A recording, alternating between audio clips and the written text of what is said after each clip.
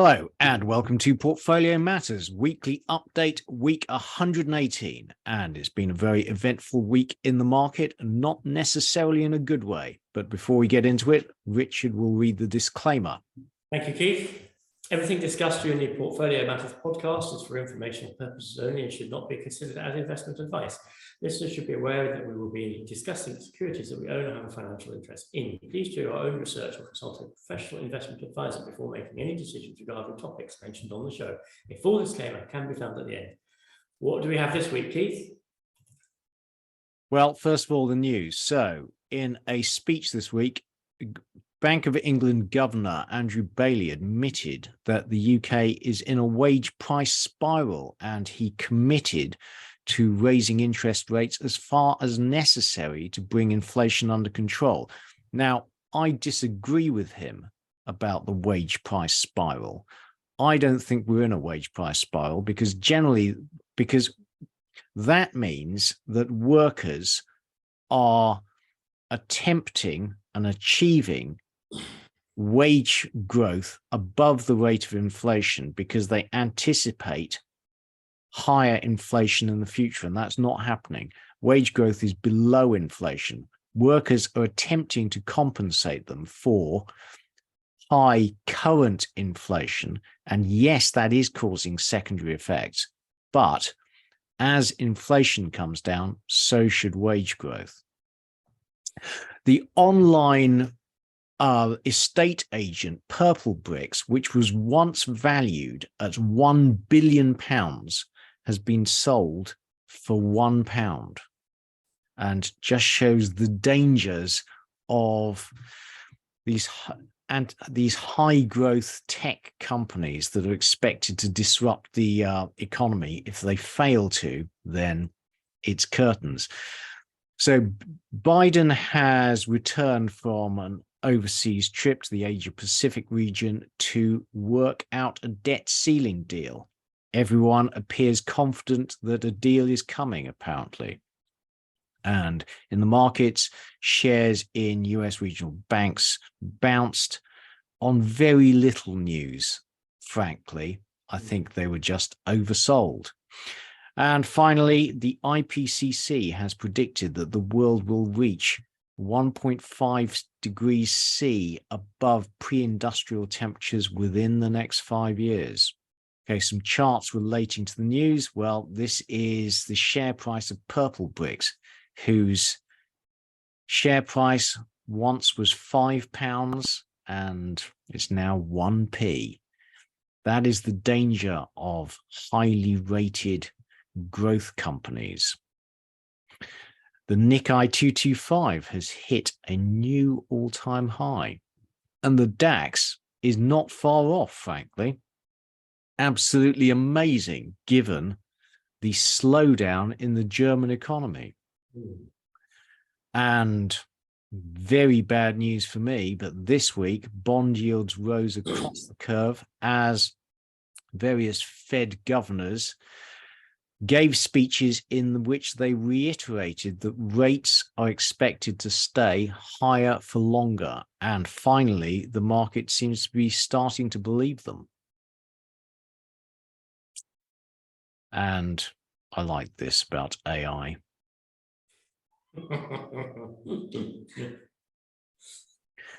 Okay, so on to this week's economic data. Okay, so we had a relatively light data dump this week. Out this morning, UK consumer confidence improved slightly from -30 in April to -27 in May, in line with expectations. Now, earlier in the week, we had UK unemployment data, which ticked up in April to 3.9%.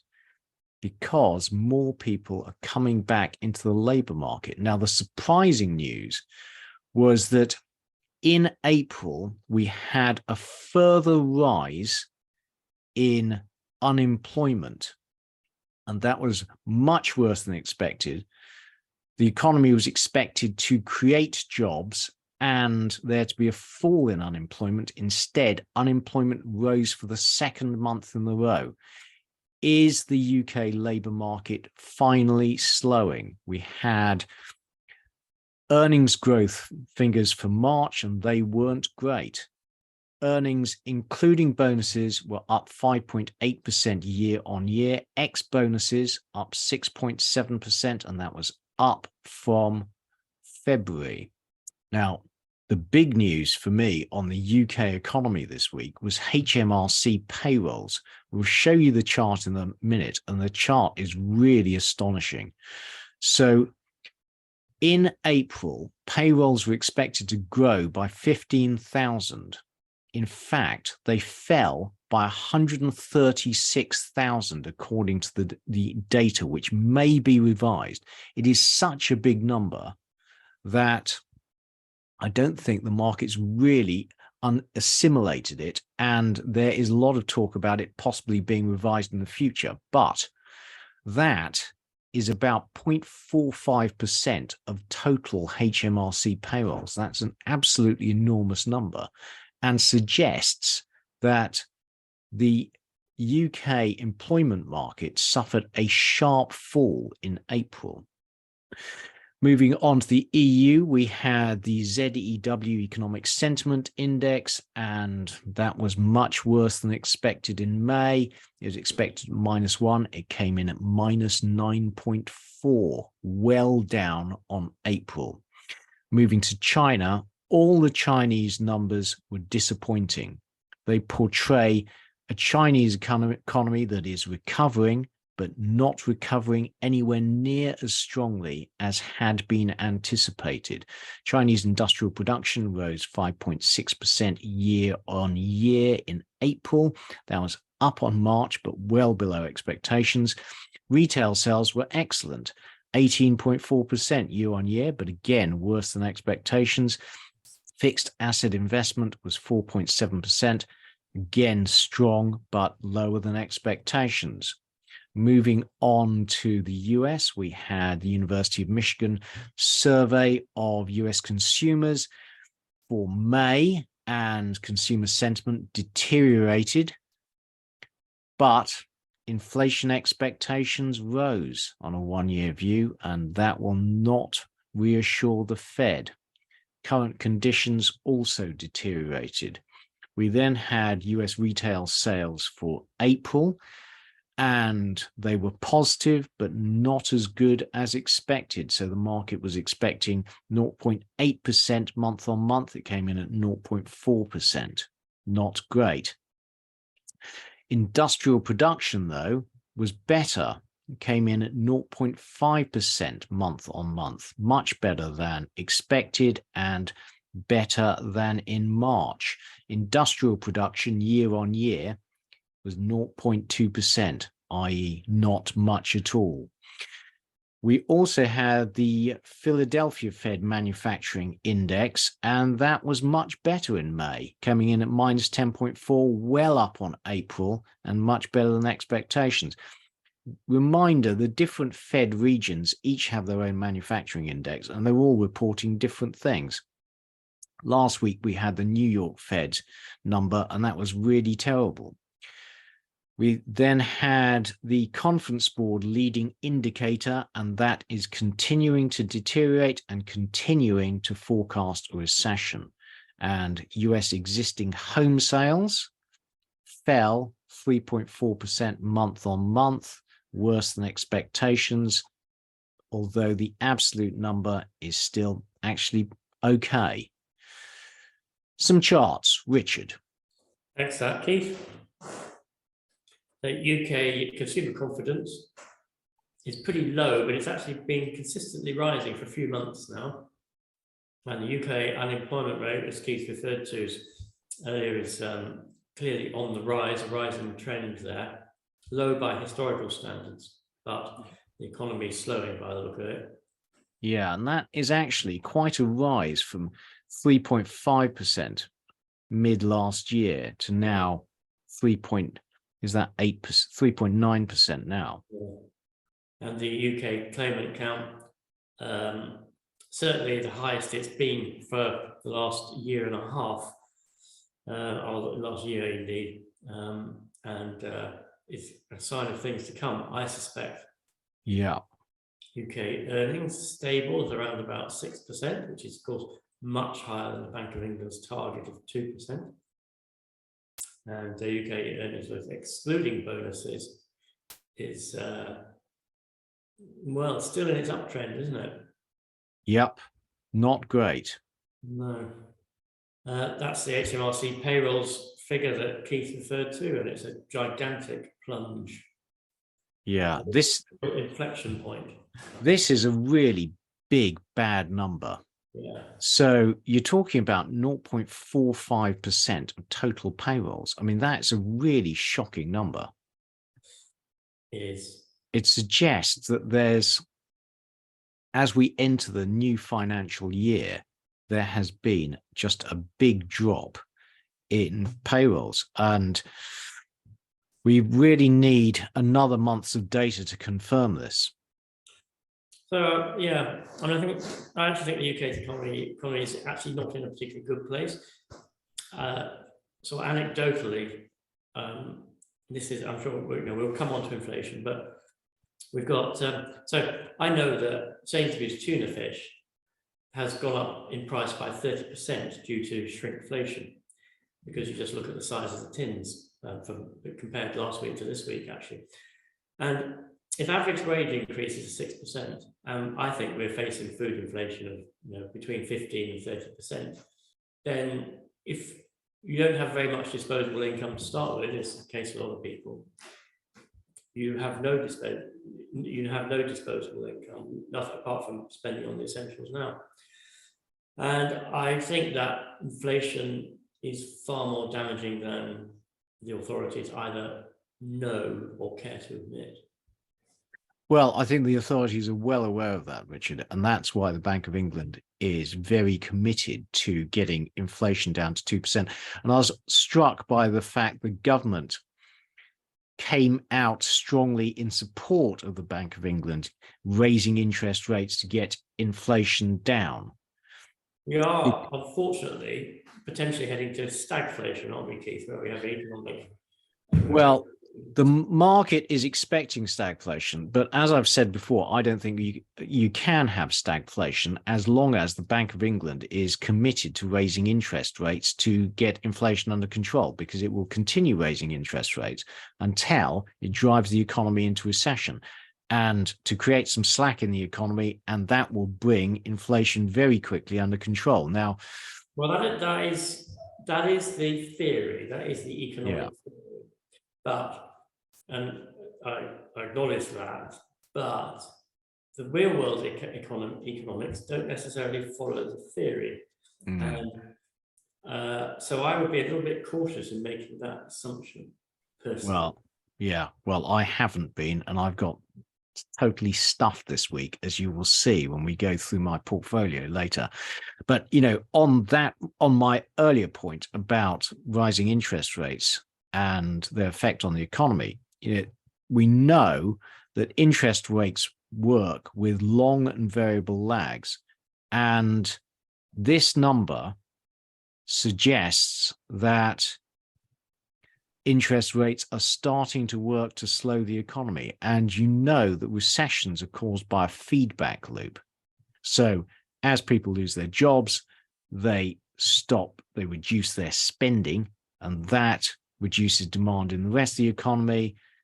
Companies have lower revenues, they start cutting jobs, etc., etc. And is that starting to happen? Okay, so this is data that I took from the ONS, and it shows aggregate pay. So the total number of workers multiplied by average wages, or just the total amount of take-home pay in the economy. And that grew by 9.3% year on year in March, or 2.3% month on month. And that is why we have such strong inflation. Now, although we have employment data for April, we don't have this number. And if employment fell by basically 0.5% in April, then you would expect this to start slowing. And when this falls back towards its long-term trend, then UK inflation comes under control, and not before that. So I will be updating this chart on a monthly basis. Very interesting. Thanks for doing that, Keith. So this is the EU Economic Sentiment Indicator, which is very volatile, heading back down, having gone positive. And the US Philadelphia Fed Manufacturing Index, which is still well below zero, but as Keith said earlier, a big rise on the previous month. US New York Fed Empire Manufacturing Index, not looking very healthy at all. Yeah, no, we reported this last week, but I just want to contrast the two. That was unexpectedly bad. And then Philadelphia's unexpectedly good. There's just lots of very noisy data sets, aren't they, Keith? Very big sawtooth charts. Yeah. US Michigan consumer sentiment is still in its downtrend, not looking healthy. And this is US Michigan 1-year inflation expectations, which has jumped actually very sharply. And the 5-year inflation expectations look to be in a bit of a noisy downtrend. The US Michigan current conditions, pretty weak. And the US Conference Board leading economic indicators, year-on-year change in blue, very weak year-on-year change in GDP, still above zero. And that green line tends to follow the blue line with a bit of a lag. US retail sales month on month, not really very much of a change, slightly up. And retail sales down year on year, heading towards zero growth, as Keith said a little bit earlier. And the housing market index, having had a big decline earlier, is still trending back upwards. Amazing. Given the high mortgage rates in the US. Yeah. Astonishing. Johnson Redbook retail sales is basically also showing a declining trend in retail sales growth. US NBA 30-year mortgage rate steady around 6.5% for the last couple of months, really. And the mortgage market index has stabilized at this very low level, historically low level of 200. I still don't understand how the US housing market is doing so well when mortgages are rock bottom. So who's funding all these, who's buying all these new houses and stuff? Yeah.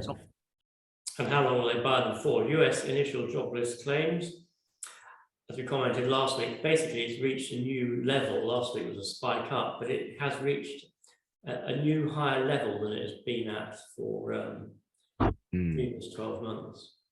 And US continuing jobless claims looking like it's sort of leveling out at that sort of 1.8 million level. Atlanta Fed GDP now, Q2 estimate says GDP is going to be increasing and the economy is pretty healthy. Yeah, looks just fine. And China industrial production year on year, it's around about 5%, isn't it? China retail sales, that was a really sharp spike up. Everybody's going back out and shopping.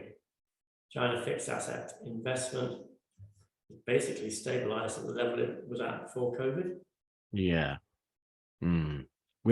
These numbers always look just a bit too smooth to be true. Lovely, aren't they? They're perfectly straight lines.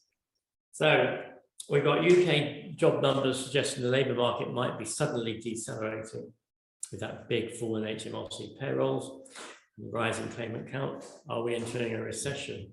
Well, a couple more months and we'll know.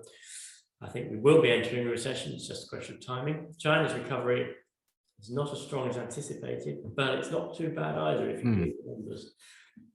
University of Michigan survey of customer sentiment shows the economy is slowing, sentiment falling, inflation expectations rising, which is bad news all around. And US retail sales grew by 0.4% in March, which was less than expected, but positive. But we know we have that long-term downward trend in US retail sales. And the Conference Board leading index continues to fall. And recession is being forecast. So no change. This thing is moving at a snail's pace. Yes. Okay, onto one chart. Now, I think this is an incredibly important chart, actually. So thank you to our Discord member, Eloy, for sending me this. So this is total US employment taxes withheld. So that is a function of total payrolls. So how many employees there are and what the average wage is. And what it's showing is aggregate pay in the US is falling. Now, we report regularly payrolls data and employment data, and the Bureau of Labor Statistics has to estimate job creation. This comes from real payroll data, and it suggests that actually the US jobs market is slowing and wage growth slowing as well. And this is an incredibly important number and suggests that the US economy is slowing and inflation will come down.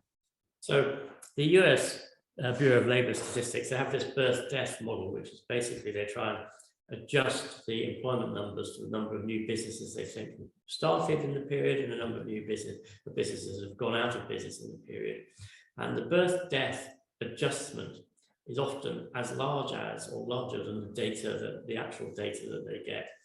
So I think the BLS, so therefore, and that is based on some sort of estimate of how many companies.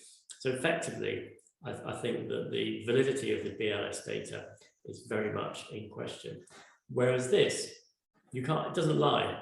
This is the amount of money that was collected by the Inland Revenue Service from payroll taxes, and it is falling sharply. Yeah, absolutely. Or the rate of growth of it, as it is no longer growing. And that's the reason, Richard, why I did this chart for the UK, because I wanted to look at it for the UK. And the numbers aren't reassuring, actually. In the US, aggregate pay year on year is falling sharply, like towards zero. In the UK, it still remained very high. Now, we haven't had numbers for April yet, but until that comes back down, UK has an inflation problem. Yeah. And on to Financial Crisis Watch. So we had a bounce in regional banks this week. On very little news, actually. There's some deposits flowing back into one of the regional banks, but I think it's just been oversold. And in the absence of further bank failures, had a bit of a bounce. Commercial bank deposits continued to fall in the latest data. That's week ending 12th of May. Small bank deposits actually were stable, but money was flowing out of the larger banks to much higher yielding money market funds. Now, what's interesting is the latest weekly data suggests that loan growth is weakening.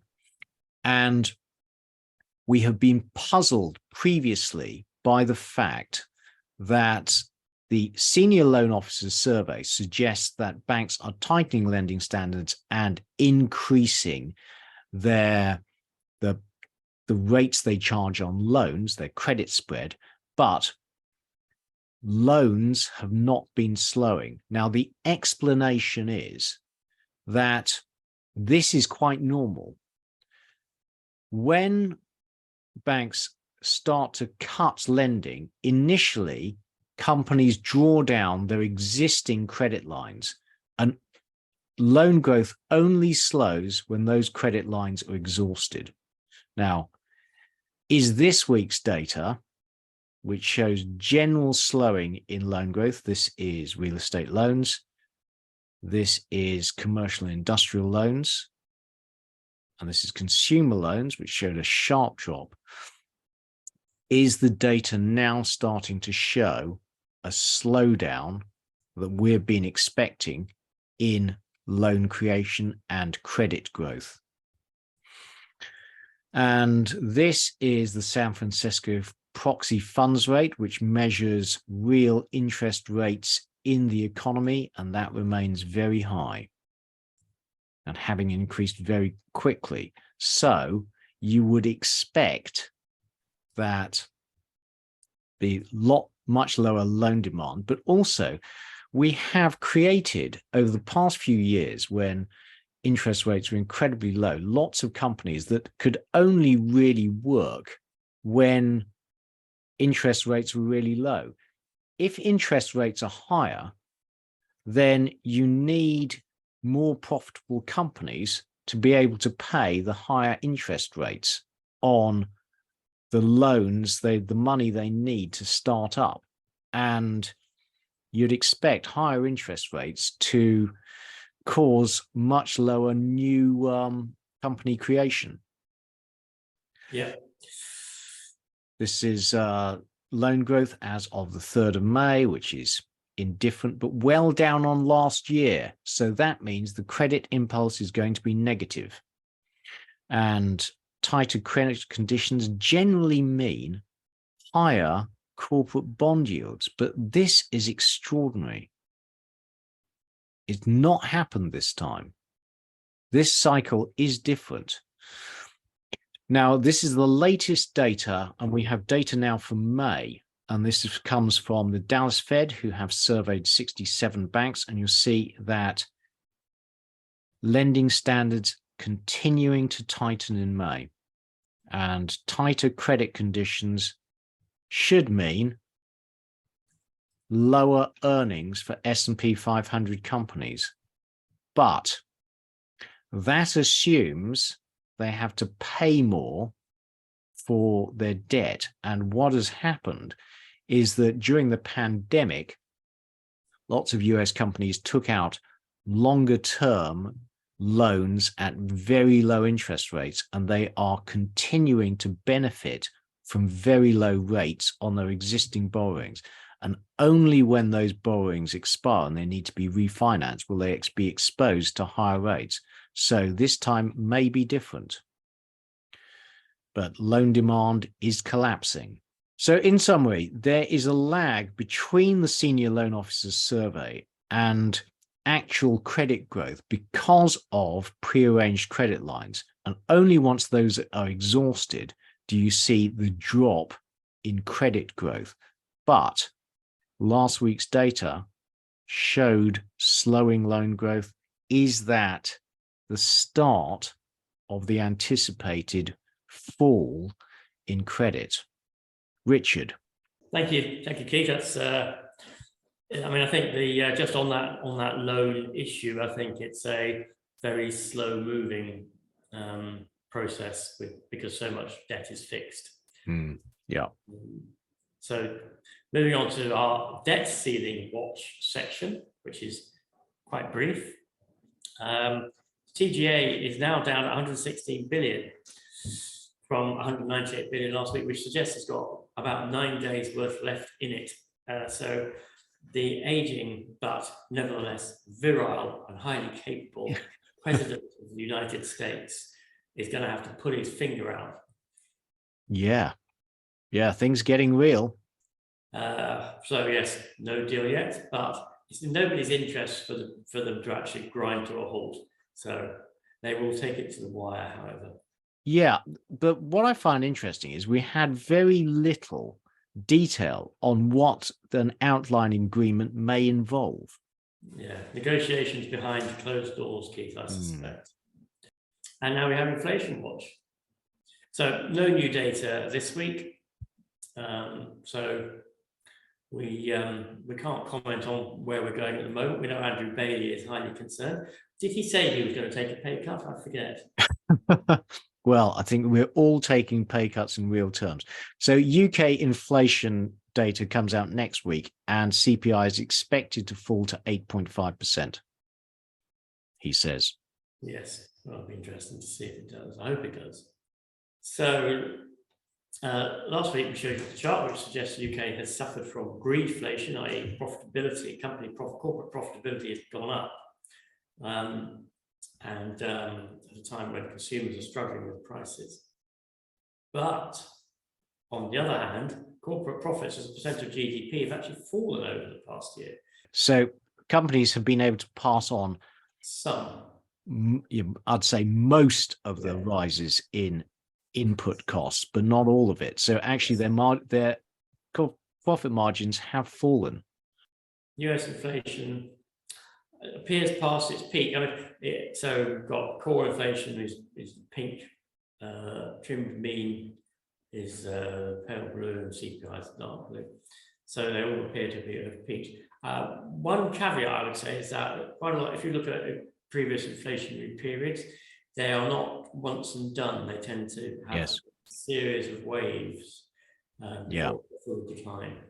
I agree with that. But we did a big section on this last week, but core CPI is being elevated by the lags in owner equivalent rent. If you look on month-to-month numbers, they're really, much lower. Yeah. So lags in owner equivalent rent, as we discussed last week, are dragging inflation higher. So they slowed down the reaction to inflation by underreporting it at the start, and now they're causing it to be overreported at the end. It's just a bad way of doing it. In fact, you wonder why they haven't fixed it. Monthly inflation pace is volatile, but elevated ex-housing. So ex-housing inflation fell sharply in April, but we can see very volatile numbers. It's quite a large-scale chart, and there's volatility between 0 and 1%. We are starting to develop some spare capacity in supply chains. Clearly, that might be good demand falling, quite possibly is. It might also be that manufacturers geared up for the post-COVID surge in demand and have overbuilt capacity. Yes, good point, Richard. And US truflation, we have in steep decline, just down to 3.3% or 3.5%. UK truflation, 14.1%. Now, I believe the UK truflation rate. I think that is genuine. Well, so I've actually had a look at the underlying data because there's a big drop a couple of days ago, and that's due to utility prices. German PPI keeps falling. It's now down to 4.1%, 6.7%. Yeah. So this was data out this morning. So US inflation looks like it's certainly not going up. Looks like it's probably continuing to fall, with OER going to be dropping out. So UK inflation is falling slowly. And we've got our inflation data out next week. So have central banks got inflation under control? Well, the only thing I say there is the central banks actually don't seem to think they have. Or maybe they're just talking it because they don't want to relax their position. Well, I don't think clearly core inflation is not coming down fast enough in the US. But in the UK, the payrolls number, HMRC payrolls number, is really concerning. It suggests that after a lag, the UK economy is slowing quickly. And Richard and I also have private information about the state of the UK consumer from some of our startups. And it seems there's been a bit of a slowdown in the last few weeks. So watch this space. Okay, thank you, Richard. On to Recession Watch. Now, on Richard's point earlier about how higher food inflation and in particular heating costs have squeezed household budgets. Well, this is the latest ASDA income tracker, and actually this is data for March, and you'll see that real disposable income was down 9% year on year, although that's actually better than it has been. And they commented the collective price of the goods monitored by the income tracker rose by 13.3% in the year to March, exceeding headline inflation by 3.2%. So inflation in the essentials is higher than headline inflation. Moving on to Germany and the Eurozone, there was a sharp drop in industrial production in the Eurozone in March. Yeah, it's a very neat chart, isn't it? All the way up to COVID. There's not really very much fluctuation in it. And then it settled back down to that until about, well, I presume the first spike was the Russian invasion of Ukraine. Mm. And since then, it's become very noisy, but it is also moving, showing a move to the negative. Yeah, absolutely. We'll just have to watch how this goes in the coming months. We know that loan demand in Europe is collapsing, I amongst don't other think that things. chart looks very healthy at all. I mean, as you say, we'll have to wait. Yeah. Now, we were talking earlier about the how the BLS job creation numbers are unreliable. Well, unfortunately, the initial jobless claims numbers in the US may also be unreliable because the state of Massachusetts has announced that it's suffering from an unprecedented rise in fraudulent unemployment claims to try and get unemployment benefit. So, what are the true numbers? If you exclude Massachusetts, then actually the rise in the jobless numbers is not as sharp as the headline would suggest and may actually be falling back down. Now, we just don't know. You obviously can't exclude all of them, but Yeah, another thing, if it's going on in Massachusetts, presumably it's going on elsewhere. Well, that's right. There's the black line attempts to do adjust for the fraudulent claims by we're taking away 2 times Massachusetts. You just don't know. It's making so many assumptions. What we do know is the economic surprise index in the US has turned negative once more. So US economy appears to be deteriorating or not doing as well as anticipated. And truck tonnage in the US is at recessionary levels. And that is a measure of goods moving around the country. US small businesses are increasingly pessimistic about future sales, and consumers are also pessimistic. And this is the trend in retail sales. We're recovering this for a while. Step back, that trend does not look good. And in absolute terms, retail sales falling. But industrial production has yet to roll over. It's stalling, but not declining. And personal income has actually recovered a bit. Now, we showed you earlier the change in the payrolls, take-home pay in the US, and you would think that real income growth will now stall because aggregate pay is stalling. Initial jobless claims are picking up from a very low level.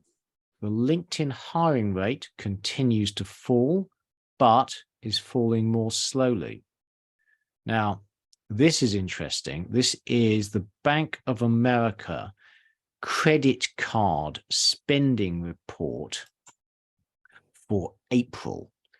And what it shows is that total credit card spending continues to fall and is now negative year on year. But in particular, there is a particular fall in retail spending. And when you look at the differences between March, which is in blue, and April in red, you'll see there's particular slowdown in services, eating out, and continued falls in spending, particularly on big ticket items such as furniture. Interesting, Keith. I think I read somewhere recently that US credit card debt is the highest it's ever been. Yes, no, that's right, Richard. We talked about this before. US credit card total debt has crossed $1 trillion US, and the interest rate on US credit card debt is at 24.4%, like the highest it's been for many years. And go on. So what this is saying, basically, I think, is that the consumer is tapped out on their credit cards. Yeah. And on that note, this is delinquencies for auto loans. And auto loans are one of the last things you default on because you need your car. and it's rising quickly and is the highest it's been since the GFC for subprime. Now, according to the S&P, the rate's even higher. It's the highest it's been, even higher than it was in the great financial crisis.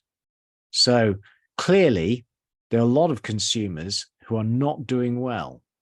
So I also read the other day that US car manufacturing is at a record high.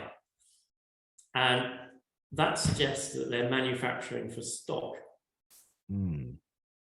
Yeah, I'm surprised at that, actually. We'll try and dig a number out next week. Yeah, but if it's correct, what it means is that the manufacturing data is skewed by vehicle manufacturing, which can't continue. Yeah. It's a big if and a bit of a leap. Well, it could also be just reshoring, Richard. Yes, that's a good point, Keith. Yeah. Now, when we talked earlier about truck tonnage, the UPS package volumes are also steadily falling.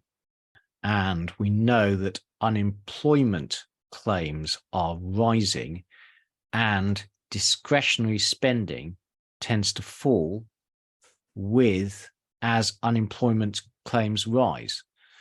And that's exactly what you would expect, because total aggregate pay in the economy is falling. So this is US credit card spending. It's consistent with Bank of America, falling. And what I found interesting was this sharp drop in spending on accommodation and entertainment. And could it be that after the Easter holidays, people are cutting back? US homes under construction is falling. That's the black line. But in absolute terms, it remains high. And we have yet to see a rise in unemployment from the construction sector. Now, one thing that puzzled me is that actually heavy truck sales are surging.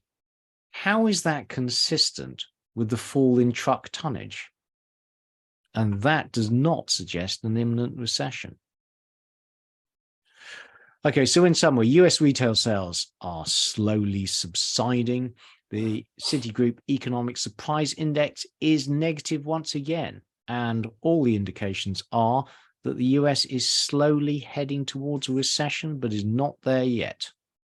Richard, the Benner cycle. Thank you, Keith. Well, it is new to me. So, the Benner cycle. Samuel Benner was a prosperous Ohio farmer in the 19th century. After losing a fortune in the panic of 1873, he tried to analyze crop prices and discovered that they were highly cyclical, with an 11-year cycle in crop and pig prices peaking every 5 to 6 years. And oddly, this coincides with the solar cycle. Not really odd, is it? Because, of course, the solar cycle reflects some level of light intensity falling on the crops, which reflects the amount of energy they're getting and that they can put into production of their seeds. So the implication is the economy is at its worst when sunspot numbers are low and best when sunspot numbers are high. Where are we now, Keith? Well, we'll come on to that, mate. So, based on the agricultural cycle, Benner created a 27-year cycle for economic conditions, with lows every 11, 9, and 7 years, and highs every 8, 9, and 10 years. And extrapolating that to, so when can you make money? So 2053. Well, what it's saying is that the numbers at the top are years when you should avoid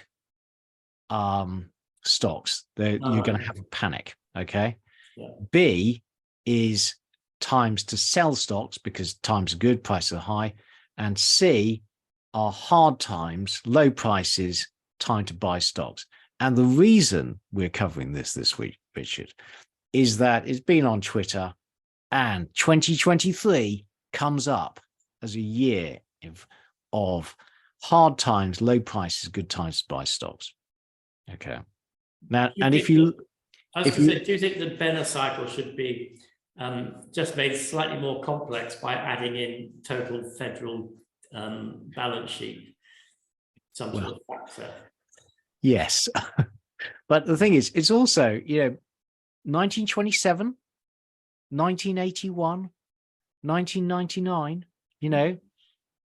it seems at first glance that those are years in which, there were panics. And 1945, again, end of the Second World War, 1946 was a terrible year for the stock market. So what you're saying, Keith, is we should all go out and buy with both hands. Well, I'm not saying that actually, Richard. And so we have here S&P 500 panics forecast by the Benner cycle, as Keith just said. So, well, yeah, you pay your money, it takes your choice, I guess. So strangely accurate, though difficult to know what would happen in without a pandemic, clearly, yeah. And where are we? I mean, it's interesting, isn't it? Whether it's I think it's a bit of a, we live in a sort of what is really quite a complex economic environment, as we know, we've discussed on many occasions. And to say you can project what it's going to do by the sunspot cycle, I mean, clearly crop cycles do have an influence on it because it affects pricing and it's quite a significant factor in the economy. But yeah, well, I think that is the point, Richard. So these are the good times, it's just total nonsense. It's just like, it's random. If he took it back 270 million years, would he have got wiping out of the dinosaurs? Well, I think it would have been more accurate then, because the economy was the crop cycle. That's like, right, yeah. Measured by the number of animals alive or something like that. Yeah, well, exactly. The birth-death model of dinosaurs. Yeah. So that basically, good times, hard times, just like random noise. So, in one-line summary, the rest if you want. One-line summary is nonsense. Yeah. Right. Well, okay. Moving swiftly on. We dismissed that. Did you know that the breeding cycle of polar bears is regulated by a sunspot cycle? Really? No. You had me there, Richard. You should be a Twitter star. But you could create a convincing reason to why it should be, couldn't you? Yeah, no, absolutely. Okay, now we've haven't covered food inflation in a while. So we've got two sections coming up which are related. First of all, farm costs. So you can split farm costs into three things: costs of herbicides and pesticides, fertilizer, and diesel. And this is the price of glyphosate herbicide, and that has collapsed right back down to its levels before the pandemic. So you see there a one-off inflationary surge that's now passed. Interesting. Fertilizer, actually still up from pre-pandemic levels, but way down from its peaks. And crude, actually back down to its pre-pandemic levels. So farm costs have had a one-off surge, which is now past, and that should mean lower food prices in the future. So let's go through the agricultural commodities one by one.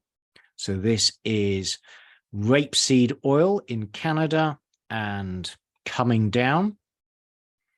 Now, an exception is beef. Now, I've looked into this.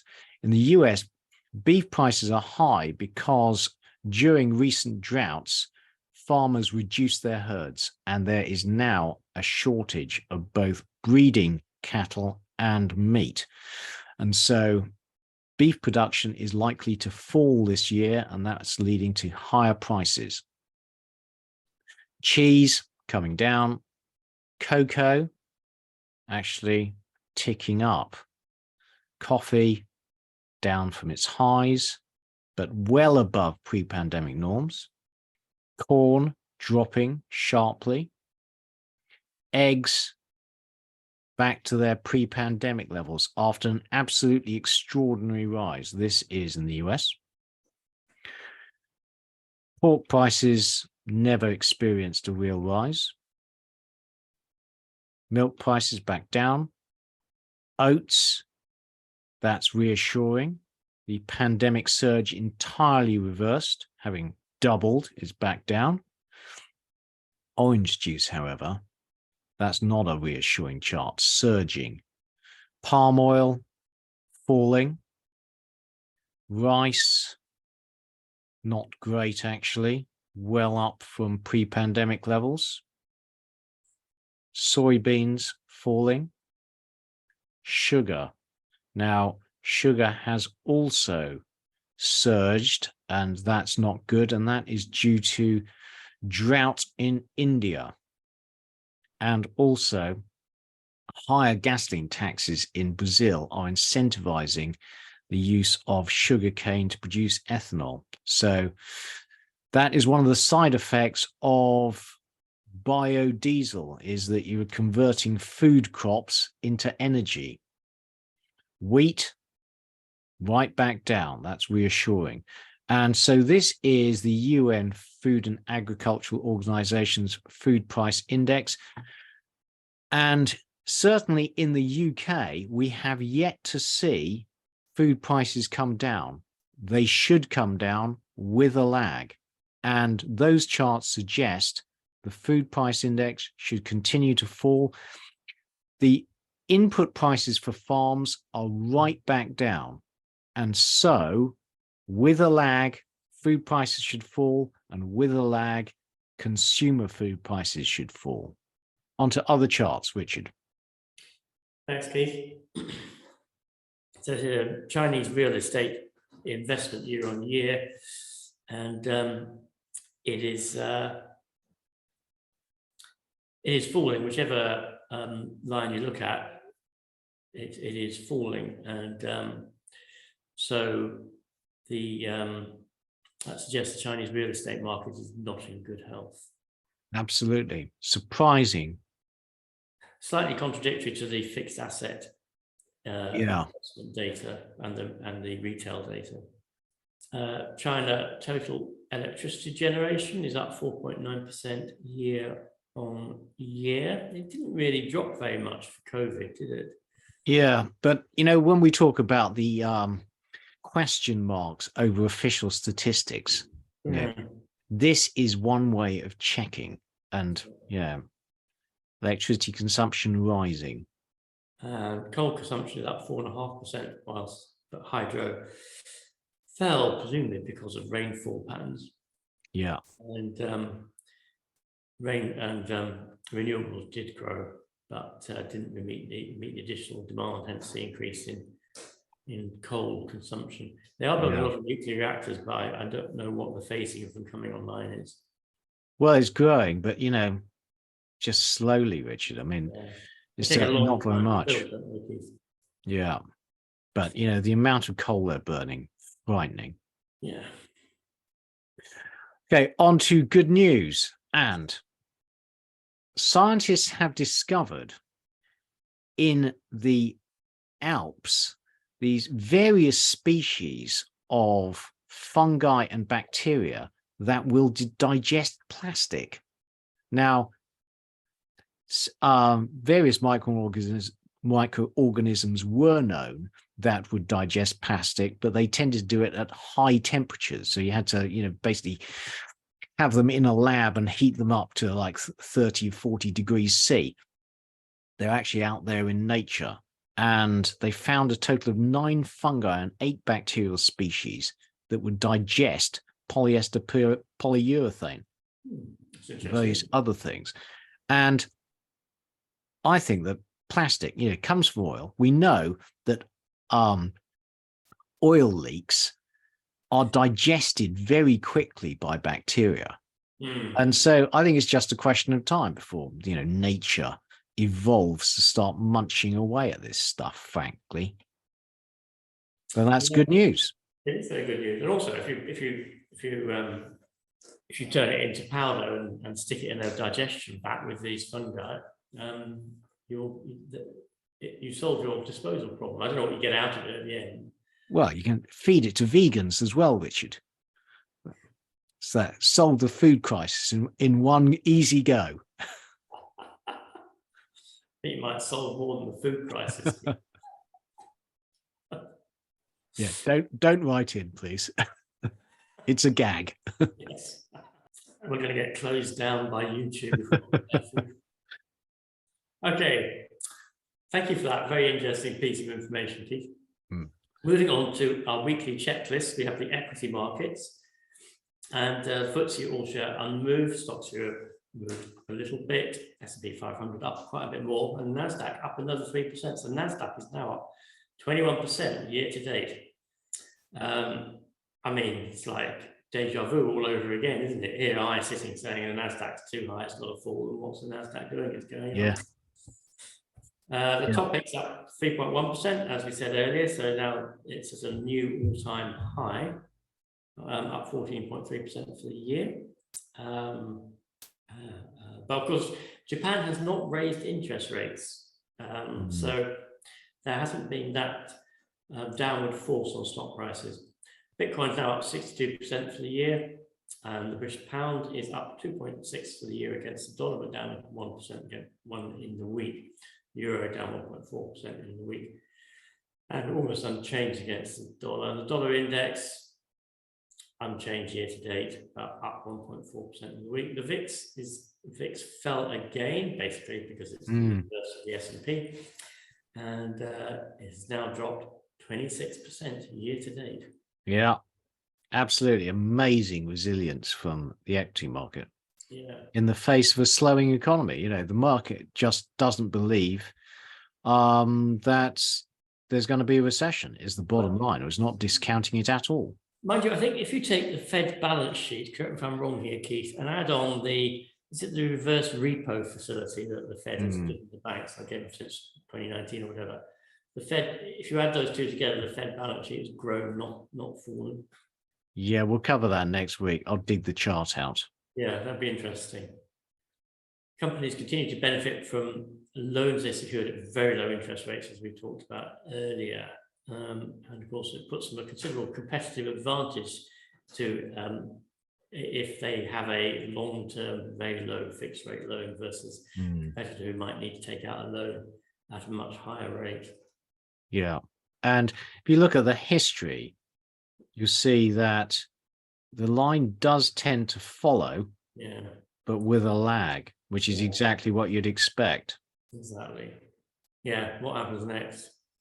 I mean, well, suggests one thing.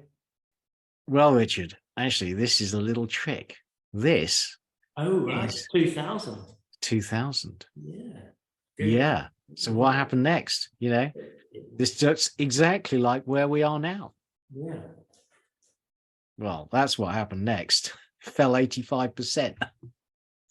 You have been warned, I think. You've been warned, you know. Yeah. 12 months forward earning forecasts are rising again. Very optimistic that the economic strength is around the corner. Yeah, mystifying, frankly. Just mystifying. And well, there we are. It's sort of same idea in a different chart. Yeah. And there is, obviously, if that happens, there is no recession. Exactly. And earnings estimates for 2024 are still strong. Yeah. I mean, that's a 10% rise. Yeah. Yeah. So yeah, Morgan Stanley forecasting 25% fall in S&P earnings per share. So, I mean, there's a lot of sort of conflicting data around, isn't there? Yeah. Basically, the consensus is this yellow line, Morgan Stanley, the orange line. I think Morgan Stanley are much closer to the mark than the consensus. Yeah, we've been totally wrong so far. So there you go, you know. Are we the consensus, Keith? No, we're not the consensus, are we? No. We're Morgan Stanley. Yeah, exactly. And there's a strong correlation between rising corporate bond yields and falling equity prices over the last year. And the S&P is now significantly above the all-in percentage yield. So, I mean, realistically, it's 5%, isn't it? That would suggest a 5% fall, which is a bit of a bad week. And we do, I think we've covered this before, haven't we? Equity markets can rally during recessions. In fact, they do, don't they? But the timing is difficult to get right. Well, the thing is that the recession is only declared in retrospect. Yeah. So, it's sometimes not obvious that the economy's gone into recession. Yeah. So, and the average recession is very bad for equities, and they fall hard because nobody knows how bad the recession will be. I suspect we haven't actually got to that point yet. I think we are heading for a big recession, but we haven't got to the point yet where people realize that it's on its way. Well, you and me both, mate. And the current PE ratio implies mediocre future returns for the S&P, which we covered before, but that's all dependent upon not having a earnings multiple increase. And smaller US companies, smaller US companies are doing pretty poorly in terms of their share prices in comparison to the large companies. Yep. So the more domestically exposed the economy is doing, and the less tech exposed it is, the worse it's doing. Yeah. Well, we've had significant increase in corporate margins over the last 2 decades, and if they were to sort of return to a typical long-term figure, we've got a cyclically adjusted price earnings ratio on S&P 500 of 45, which is really very high. Yeah, just amazing. What's happened this year is that the NASDAQ is taking off on the base, people getting very optimistic about AI amongst other things, but the overall valuation of the S&P 500 is just really silly. Yeah. Okay, thank you, Richard. On to commodities and energy commodities. Well, oil bounced back a bit last week. So both Brent and WTI up 2.8%, but they're in the $70 to $80 range and well down on the year. The good news, the great news for Europe and the UK is that natural gas futures continue to drift off, down 60% on the year and down heavily last week. In contrast, US natural gas futures bounced strongly last week, up 20% on the week, although they are down 40% year to date. Coal continued to drift off, down a further 2.5%. Uranium was flat, up 9.5% on the year. Now, numbers specific to the oil market. We had a crude build, and quite a large one, in the US last week after a number of weeks of draws.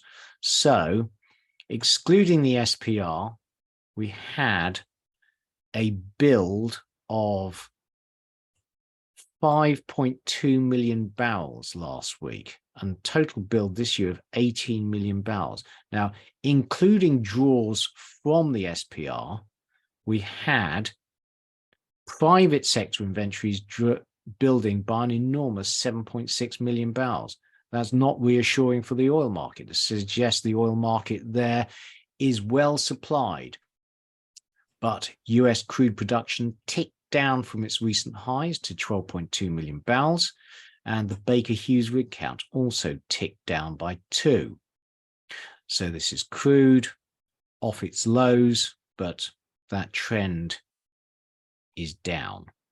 Now, according to the JODI, which is an international organization which collates the oil data from other organizations, then oil demand actually hit an all-time high in March. Not really sure whether to believe that, frankly. This is European natural gas futures, and that is great news. Gas prices continuing to fall. And the same in the UK. That's fantastic news for inflation, for living standards, for everything.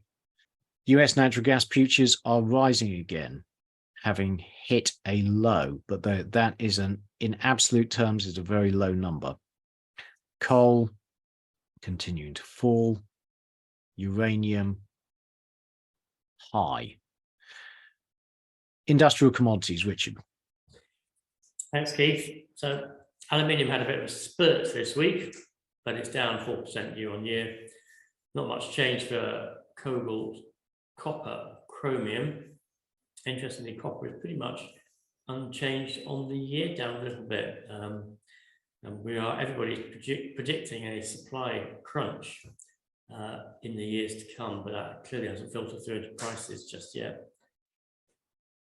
Iron ore, a big rise on the week, up 7.3%. I don't know what the reason for that might have been. Any idea, Keith? No, I think nothing falls in a straight line, Richard. Yeah. So, it's fallen sharply and had a bit of a bounce. Which is probably true for lithium carbonate. Yes. And it may have fallen too far. It was a big fall. Neodymium unchanged, but 40% down for the year. Nickel still falling quite hard this year, down 4% on the week. Tin, quite a big drop for the week, but unchanged for the year. Ferrovanadium unchanged on the week, and down 12% for the year. And zinc falling quite significantly, both on the week and on the year. A mixed bag this week, but stepping back and looking just at the year-to-date change, you get a convincing picture of a slowing demand for industrial commodities. Yeah. Now we have aluminium, cobalt, copper, chromium, iron ore, lithium, neodymium, nickel. Nickel's looking sick. Yeah, it is, isn't it? Tin, ferrovanadium, and zinc. Zinc is looking sick. Yeah. So just moving on to precious metals. Pull back for gold and silver.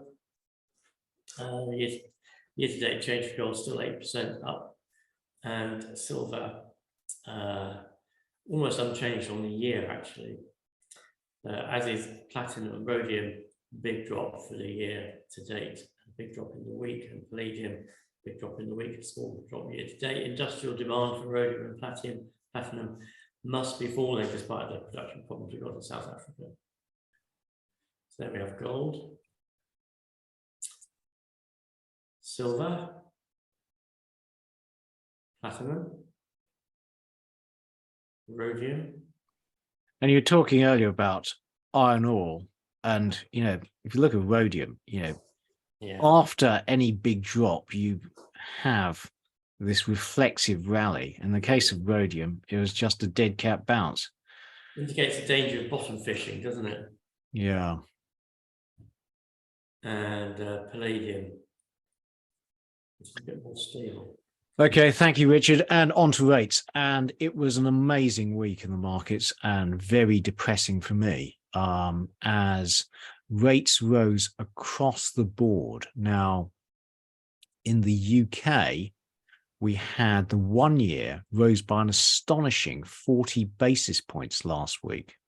Wow. Year to date, it's up 1.2%. So the markets are now expecting average interest rates over the next year of 4.4%.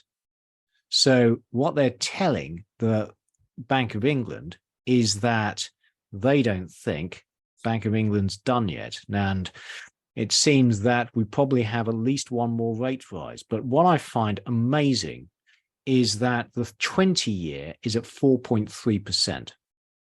Now, I don't see how that, frankly, is at all sustainable.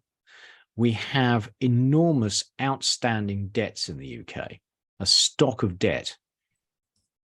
As that gets refinanced from historic lower rates onto 4.3% plus a premium, then you would have an enormous reduction in demand. A lot of investment, which would be doable when interest rates were 2% is just uneconomic at 4.3% plus the credit premium. So the Bank of England needs to get inflation down and cut rates. Otherwise, I just don't think this economy works. At 4.3%, you're talking about mortgages at 6.5%.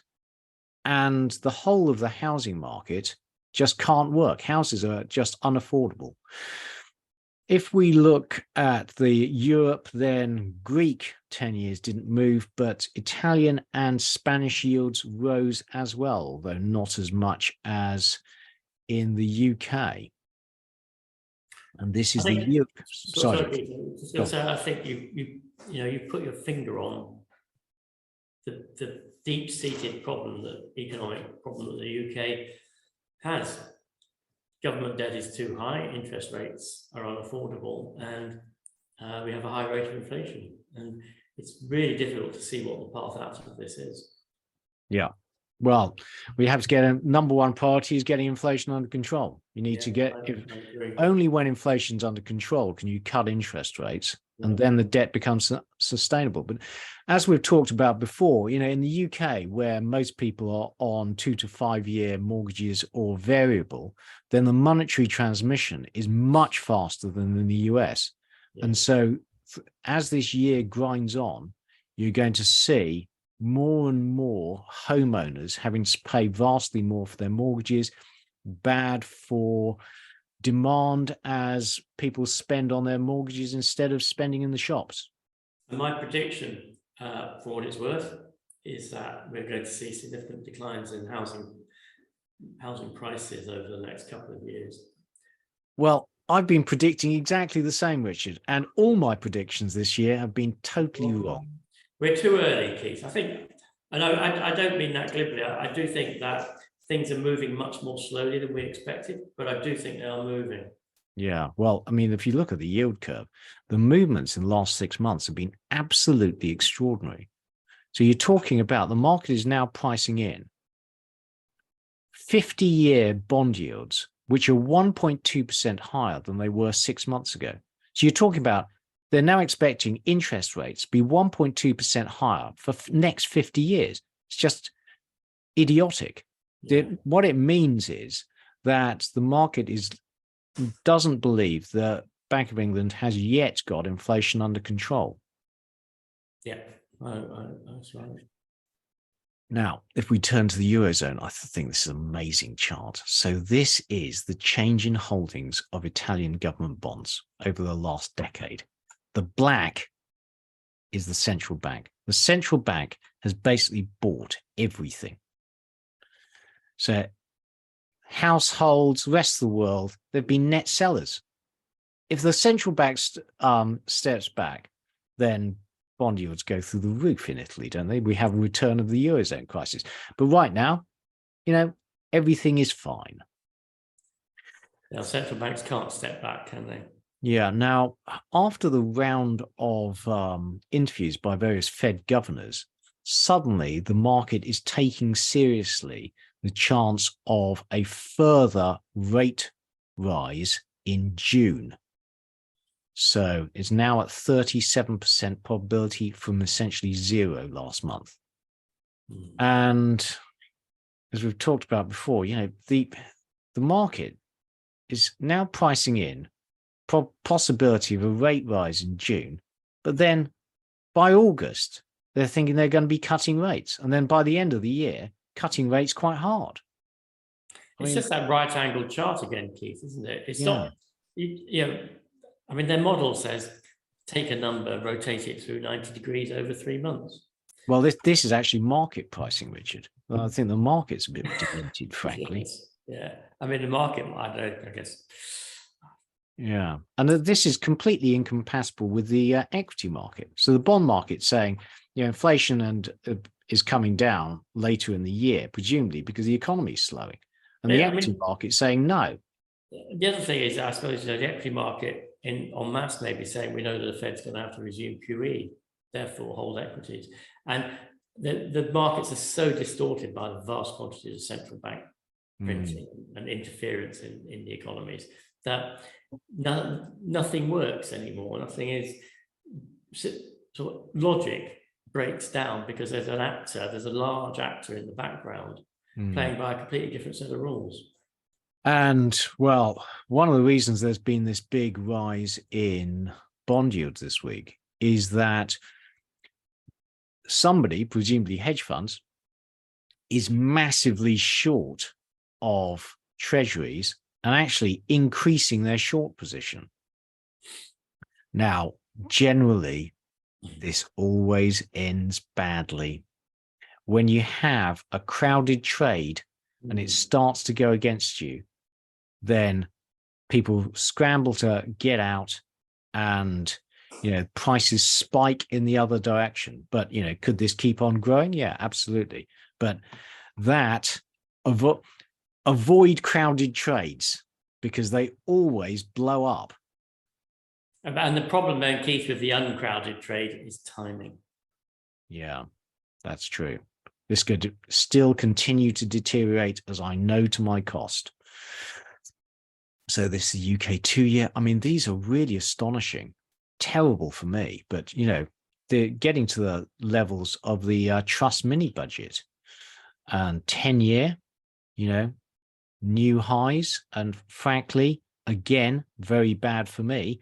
But that does not look like the trend's been broken yet. 30-year, these are big, bad numbers. If you have a mortgage, that looks awful. US 10-year has also risen. German 10-year, but again, these are nowhere near UK numbers. Italian, subdued. Greek. Suppressed, I think, is the word you're looking for. Yeah. Any change to your views, Richard? No, no change to my views. The only thing I would add for industrial commodities is this is not a short-term thing. This is a 5-year. 5-year holding. Yeah, no change for me. Okay, concluding comments. Well, the UK labour market appears to be slowing. We just don't know by how much, but the HMRC payrolls number was extraordinary. If it's true, then there has been a very sharp slowdown in UK employment. But frankly, I'm not seeing enough confirmatory data to take that number entirely seriously. We're going to have to see what happens next month. But you would think the HMRC, they have good quality data. Inflation is certainly slowing in the US. Would expect it to be slowing in the UK. Numbers out next week. Truflation is showing slowing inflation in both the UK and the US. Bond yields have had an absolutely shocking week as the market prices in interest rates that stay higher for longer, but leading indicators continue to deteriorate and continue to forecast a recession, and we believe it's coming. It's just slow getting there. Richard, what have you been up to this week? Thank you, Keith. So my portfolio hasn't really done very much for quite a while now. I'm sort of stuck on I'm not complaining, I'm stuck on the sort of around about 6.4% for the year. I'm very dependent on the performance of precious metals and on the performance of some industrial commodity share prices. I haven't made any purchases, or I haven't actually done anything for several months now. I'm just sitting on my hands, so my relative performance is 2.6%, and I'm just waiting really for the shoe to drop on the central bank's management of the economies, and I think it will, but I don't know when it will. And I don't particularly want to be in anything else, because I think when that happens, you don't want to be in anything else other than Keith's position. Yeah, you would want to be in. So, I mean, although we've got different portfolios, Keith and I are actually basically investing for the same event, aren't we, Keith? Yeah, no, true. Except you're doing much better than I am, Richard. Yeah, but it's a sort of temporary thing, isn't it? It's just a timing issue. Well, we hope so. I'm pretty certain it is. Okay, well, thank you, Richard. Well, I had an absolutely catastrophic week. Actually, one of the worst weeks I think I've ever had. I lost 5%, taking me down to 8.2% down on the year. And I mean, the numbers are just terrible, actually, and very, very depressing. I take a lot of risk, and occasionally I get it really wrong. And the game I play, I take a lot of risk. I take a lot more risk than Richard. And if you can't stomach the losses, then you shouldn't play my game. And the bottom line is that it depresses me. I'm not going to say it doesn't affect my mood, because it does. But Richard's coming around for dinner tomorrow night. We'll drink a lot of wine. I'll try not to talk about my bond trade. And, it's, you all know, having watched this in the weekly, that I do the work and I just think I'm right. So you live and die by your convictions, and I take a lot of risk, and I think I'm right long term. But in the meantime, am I expecting to lose more money? Yeah, honestly, not much fun. So in this situation, what do you do? Well, I sold some of my short-term index-linked gilts, and I took more risk, because that's what I do, frankly. So, I just think that now you are buying, if you buy the 2068 gilt, you're buying it at 75p in the pound. So you are getting inflation plus 0.15%, but you're getting inflation, more than inflation, tax-free. And actually, if you're a higher rate taxpayer, then getting inflation plus tax-free is pretty unbeatable, actually. Keith, a question: with your portfolio, should you not be including the yield that you're getting as part of No, I do. It's not perfect, Richard, but it's like it should be included in the price, because the indexation of the index-linked gilt does tick up. And so in the case of the 2024 index-linked gilt, I have made 1% over the past month, but also the price has ticked down a bit. So, it probably have made about 0.4%. But, if inflation is going to be, 6 or 7% this year, then, you get that tax-free, and you get more than that because you're buying it for less than £1. So I have mark-to-market losses, but if I hold this to maturity, and admittedly 2068 is a long way off, and I may not be alive then, but somebody in my family will get this. And, it's actually, as a wealth preservation exercise, if you were to buy it now, you absolutely preserve your wealth, no question. Yes, that's it. It was from great uncle Keith. He went mad in 2027. Yeah, that's right, exactly. Yeah. And, the number one rule for a private investor is don't lose money. Yeah. And yours truly is currently failing at that, which does not make me feel great. Now, I have been asked, right, how do you manage a losing position? So the price is obviously down because it's losing. Now, the question you have to ask yourself is, has there been new information that makes you reevaluate your original investment thesis? This is particularly true if you own individual equities. Now, for me, my thesis is really simple. So I think central banks keep on raising interest rates until they drive the economy into recession, which brings down inflation, and that brings down interest rates, which raises my bond price. That's it. Really simple. Nothing's changed. Now, in the case of an equity, you often get circumstances where, oil companies done a drill and it's come up dry. Then you absolutely have to change your opinion. Just get out. Adjust your position. Never, ever. The number one rule for me is never, ever hold on in hope. And when I think about positions which are losing, I think, am I holding on in hope? If I think I'm doing that, I cut hard.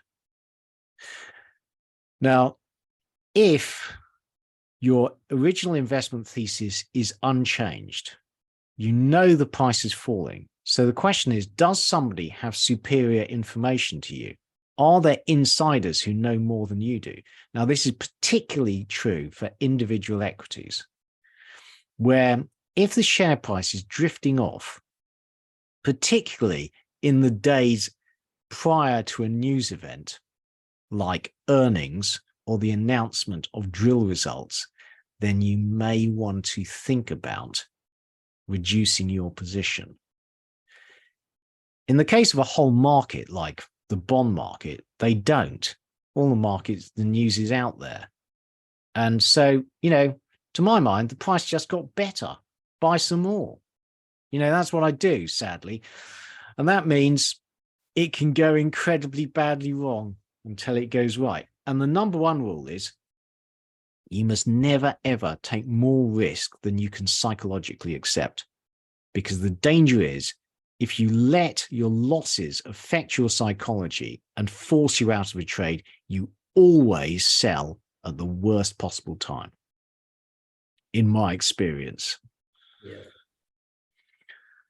So let's talk about my last trade, which was, buying into oil companies during the pandemic. And this is Shell. And it could be any one of the oil companies. They were all exactly the same. So Shell starts off in 2019 at £26. When it got to £13.50, I went in hard. And again, harder than I should have done because I never learn. And then it kept on falling and I kept on buying. And it got down to £9, at which point, again, I've lost swear word plus a lot of money. And then it bounced, and it bounced hard.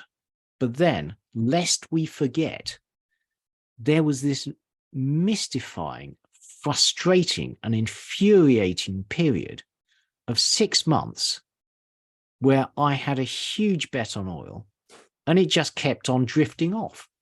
And I just could not understand it. Because we got loads of this stimulus, fiscal, monetary, and the market didn't care. And then kaboom, off to the races. In the space of a few weeks, it went from £9. That is a new low, by the way, at the bottom there, a new low. At that point, the trend looks absolutely shocking. It went from £9 to £15 in the space of 2 months. Okay, now before we go on to my catastrophe in the bond market, I'd just like quickly to talk about the only company that we did a share talk on and where we did a negative share talk on, essentially. And that was this little UK-listed graphene company called Recession.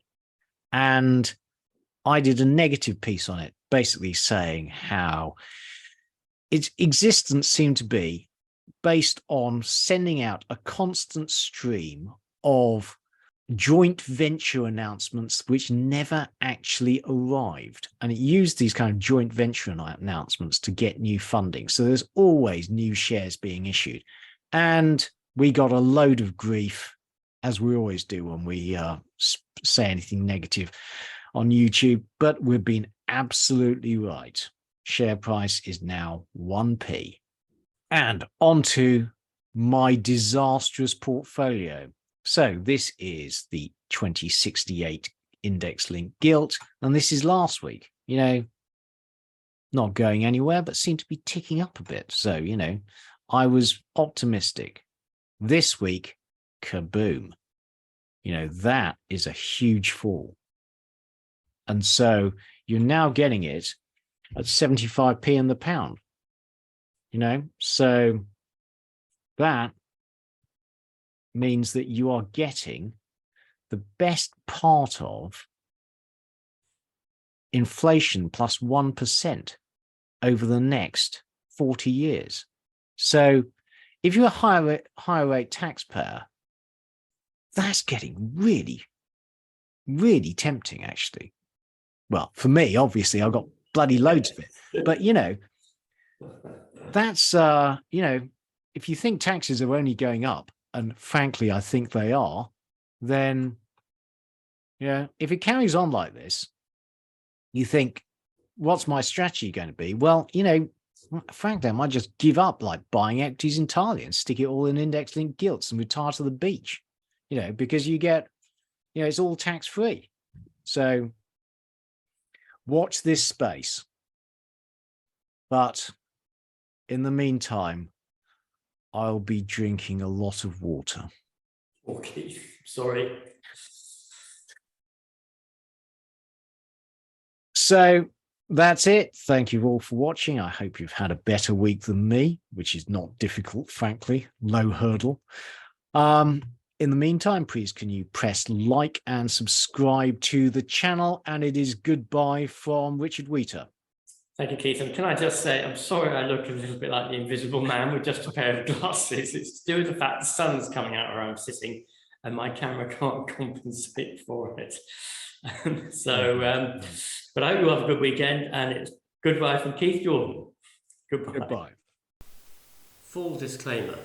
The material and information contained in this podcast is for information and entertainment purposes only and should not be relied upon for making a business, legal or any other decision.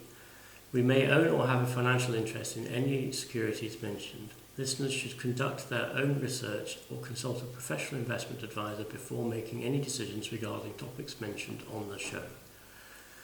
Whilst we endeavour to ensure that the information presented on the show is correct, we make no representations or warranties of any kind, express or implied, with respect to the podcast and website or to any information, products, services or related graphics discussed or presented in the podcast or website. Any reliance you place on such material is strictly at your own risk. You are solely responsible for the investment decisions you make. We will not be responsible for any errors or omissions in the podcast or website, including in articles or postings, for hyperlinks embedded in messages, or for any results obtained from the use of such information, nor will we be liable for any loss or damage, including consequential damages, if any, caused by a reader's reliance on any information provided by the podcast or website. Please do not listen to the podcast if you do not accept self-responsibility for your actions.